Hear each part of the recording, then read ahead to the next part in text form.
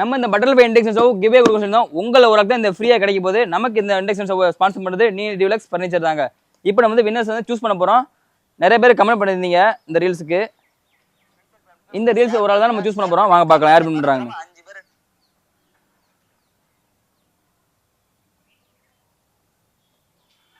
யார் வின் பண்ண போகிறாங்கன்னு தெரில, பார்ப்போம். இவங்க தாங்க அந்த வின்னரு. நிஷா நாட்டுங்கிறவங்க தான், நாட் 6 தான், இவங்க தான் அந்த வின்னரு. ஸோ இவங்களுக்கு தான் இந்த இண்டெக்ஸ் நம்ம கொடுக்க போகிறோம்.